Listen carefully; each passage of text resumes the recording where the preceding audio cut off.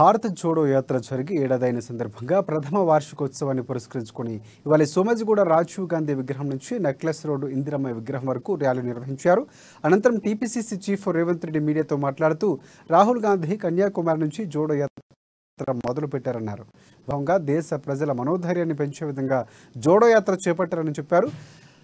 సప్రత్ చోడో భారత్ చోడో అనే సందేశాన్ని దేశ ప్రజలకు ఇచ్చారన్నారు. కోట్లాది ప్రజలకు కాంగ్రెస్ పార్టీ నాటి నుంచి నేటి వరకు అండగా నిలబడిందని చెప్పారు. బీజేపీ వల్ల ప్రజలకు ముప్పు ఏర్పడిందన్నారు. దీనికి మణిపూర్ అల్లర్లు నిదర్శనమని చెప్పారాయన. దేశంలో ఆడపిల్లలకు రక్షణ లేదని చెప్పారు. ఇక ఈ కార్యక్రమంలో ACC incharge Manikrao Thackeray, ACC కార్యదర్శులు, విహెచ్ సీనియర్ నాయకులు తదితరులు పాల్గొన్నారు.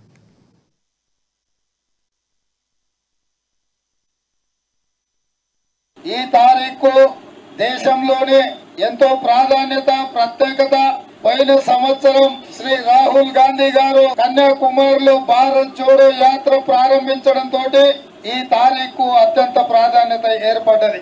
రాహుల్ గాంధీ గారు కన్యాకుమారిలో భారత్ జోడో యాత్ర మొదలుపెట్టి సంవత్సరం పూర్తి చేసుకున్న సందర్భంగా వారికి సంఘీభావంగా ఈ దేశ ప్రజల యొక్క ఆలోచనలు, మనోధైర్యాన్ని పెంచే విధంగా సోమాజిగూడ రాజీవ్ గాంధీ విగ్రహం నుంచి నెక్లెస్ రోడ్డు శ్రీమతి ఇందిరాగాంధీ, డాక్టర్ బాబాసాహెబ్ అంబేద్కర్ విగ్రహం వరకు రాహుల్ గాంధీ గారి పాదయాత్రకు సంఘీభావంగా హైదరాబాద్ కాంగ్రెస్ పార్టీ కార్యక్రమాన్ని చేపడితే ఈ కార్యక్రమానికి పెద్దలు ఏఐసీసీ ఇన్ఛార్జ్ మాణిక్రావు ఠాక్రే గారు ముఖ్య అతిథులుగా విచ్చేయడం జరిగింది.